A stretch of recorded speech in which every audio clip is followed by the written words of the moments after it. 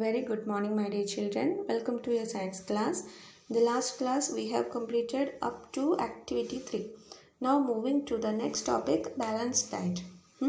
The food we normally eat in a day is our diet.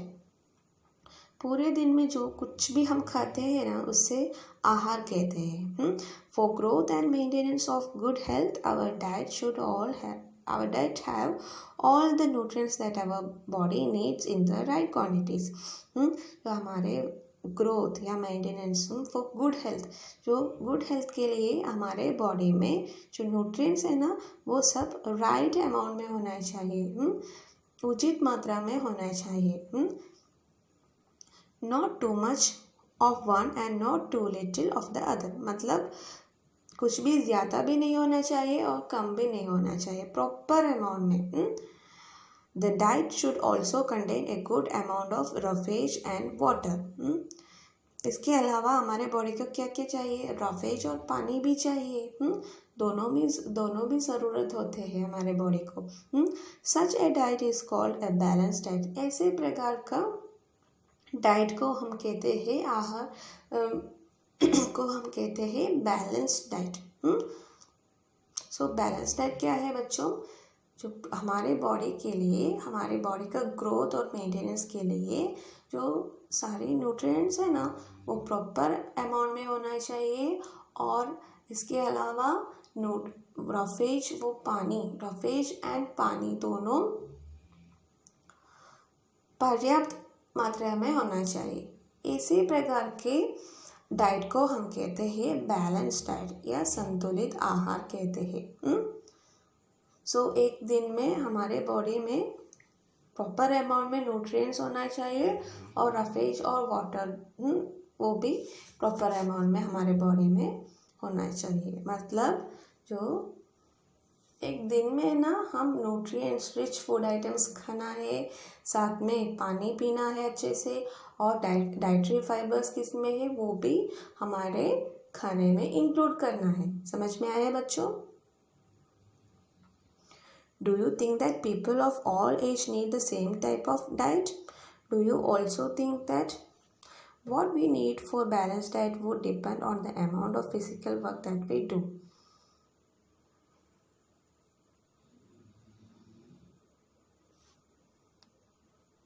Do you think that people of all ages need the same type of diet? क्या आपको ऐसा सोचते हैं हर सारी edges का व्यक्तियों को सेम टाइप का बैलेंस डाइट फॉलो करना है?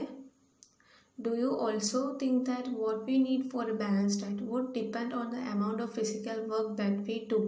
बैलेंस डाइट के लिए हमको क्या क्या चीज़ों चाहिए? प्रॉपर अमाउंट का न्यूट्रिएंट्स, साथ में रफेज और पानी.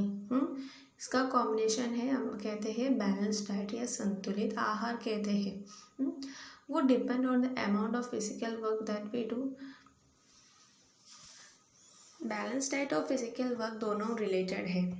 बैलेंस डाइट के साथ में हम फिजिकल वर्क भी करना चाहिए, लाइक एक्सरसाइज करना है. सो हमारे बॉडी में कुछ न्यूट्रिएंट्स जो प्रॉपर अमाउंट में होना चाहिए, ज़्यादा नहीं होना चाहिए और कम भी नहीं होना चाहिए. लाइक फैट हमारे बॉडी के लिए प्रॉपर अमाउंट में होना चाहिए. वो फैट है ना, ज़्यादा हो जाएंगे तो हम थोड़ा मोटे हो जाएंगे. सो वो फिजिकल एक्सरसाइज की वजह से वो फैट सब, वो एक्सेस फैट है ना, अधिक फैट है ना, वो सब हमारे स्वेट के जैसा, पसीने के जैसा वो हमारे बॉडी से निकाल देते हैं. सो फिजिकल एक्टिविटी या फिजिकल वर्क हमारे बॉडी के लिए ज़रूरत है. सो साथ में बैलेंस डाइट के साथ में हम एक्सरसाइज करना है या तो कोई भी फिजिकल एक्टिविटीज़ करना है, लाइक डांसिंग, वो सब हम करना पड़ता है. Okay, next prepare a chart of whatever you eat over a period of a week. Check whether all the nutrients mentioned are present in one or the other food items being eaten within a day or so. आपको क्या करना है बच्चों? एक weekly chart बनाना है. आप एक table में मंडे, ट्यूसडे, थर्सडे, वेडनेसडे ऐसे लिखना है, वीक का नेम और डेज का नेम आप लिखना है. इसके बाद मंडे आपने क्या क्या चीज़ों खाया, वो इस अभी अब तो मिल्क फर्स्ट मंडे आपने क्या क्या चीज़ों खाया, अभी आप तो बीन्स वो पल्सेस खाए, तो पल्सेस में क्या क्या न्यूट्रिएंट्स होते हैं वो लिखना है। नेक्स्ट मिल्क आपने पिया तो वो भी मिल्क में क्या क्या है, कैल्शियम है, और इसके अलावा क्या क्या चीज़ों में वो भी लिखना है। और बनाना खाए तो बनाना में विटामिन ए है, और इसके साथ में छोटे छोटे अमाउंट में सारे अदर न्यूट्रिएंट्स भी ऑल्सो है, वो भी लिखना है।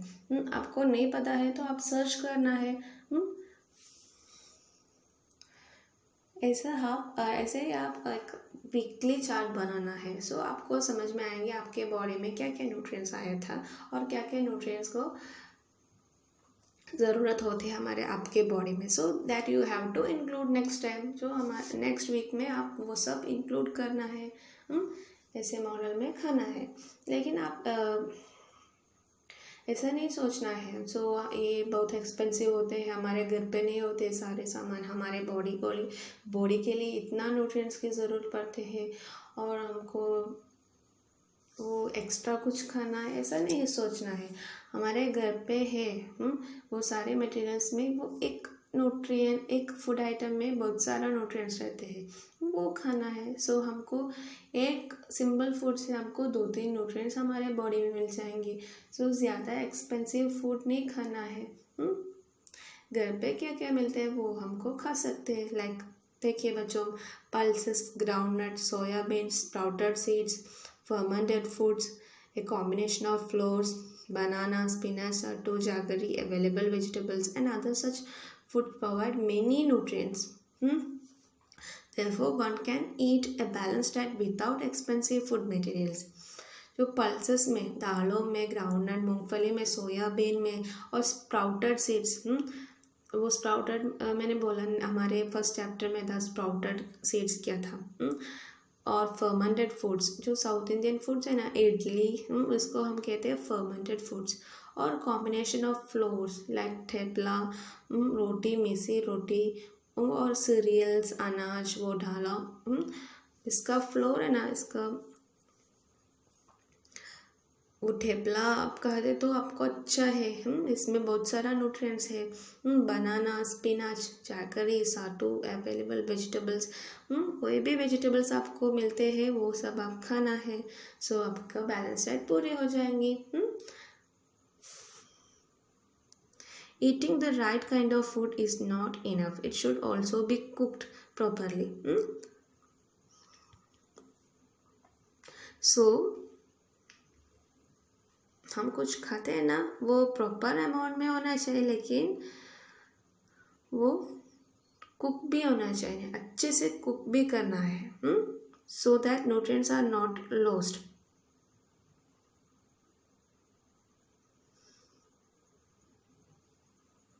Paheli wonders whether animal food also consists of these different components and do they also need a balanced diet. So पहले को कुछ डाउट आया, क्या हमारे ह्यूमन बीइंग्स के जैसा ये एनिमल्स को भी एक बैलेंस डाइट फॉलो करना है?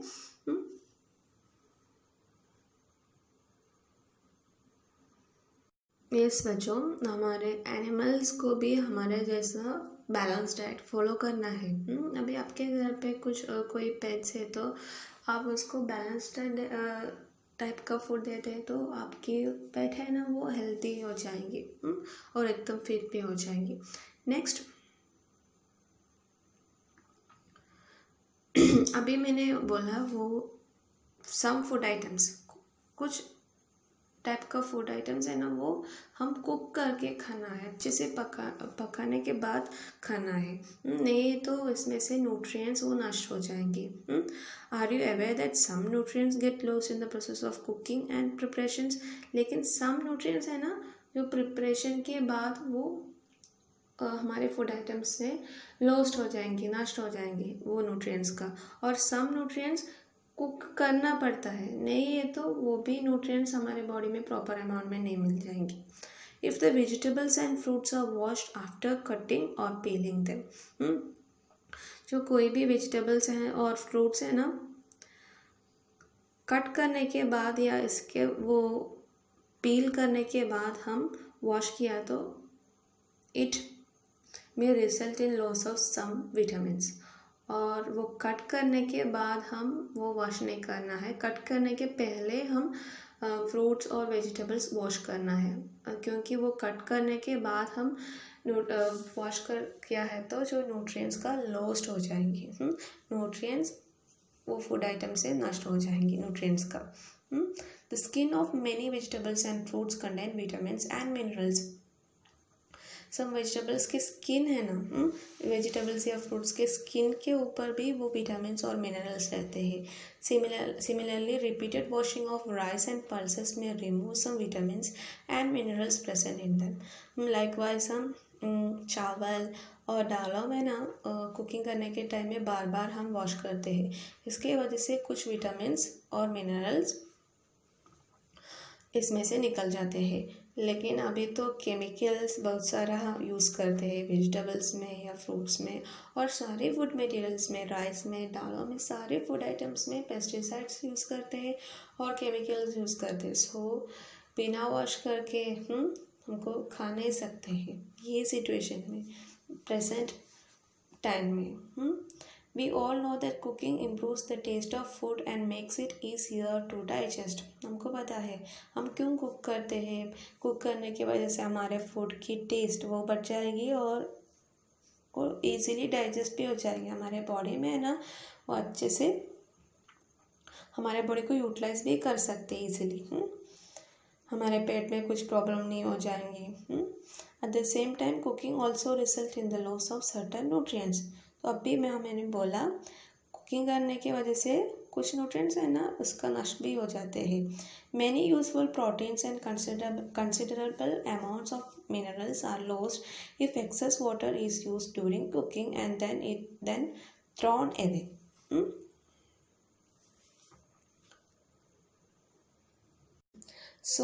बच्चों कुछ फूड आइटम्स में हम ज़्यादा पानी डालते हैं तो इसके वजह से वो प्रोटीन्स और कुछ न्यूट्रिएंट मिनरल्स है ना वो साथ में वो पानी के साथ निकल जाते हैं।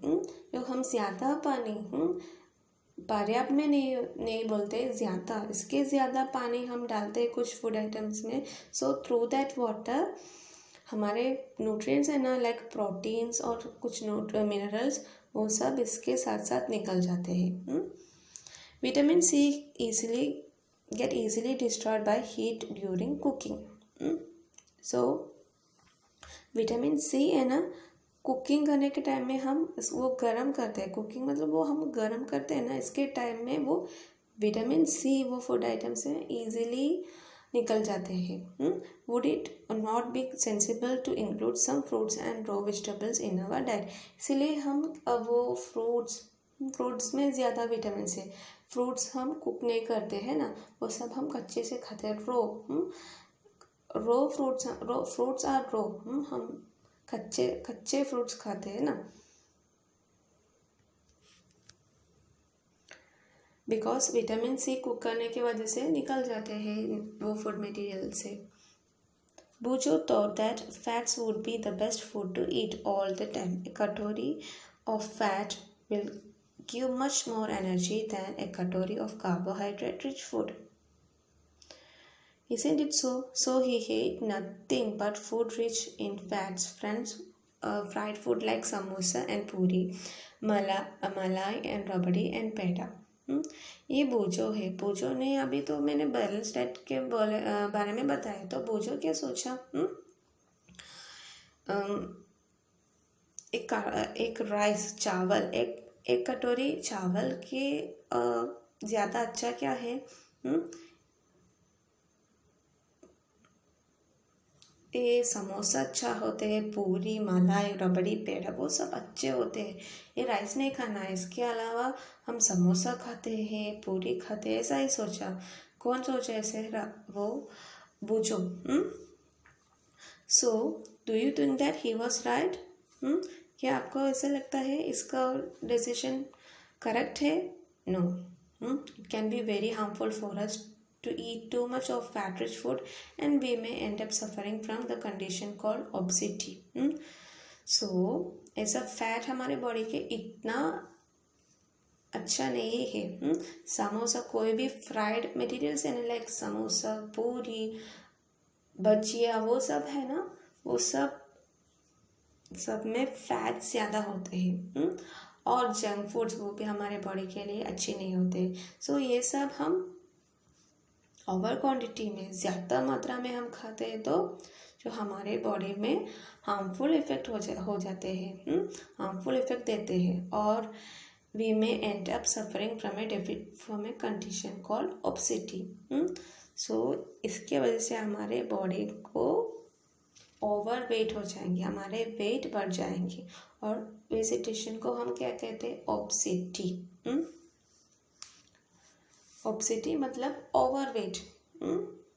प्रॉपर वेट नहीं रहे, ओवर वेट, इसको हम कहते हैं ओबेसिटी। सो ये अधिक फैट वाले फूड्स है ना, वो खाने की वजह से हमारे बॉडी ओवर वेट हो जाएंगे, और ये कंडीशन को हम कहते हैं ओबेसिटी।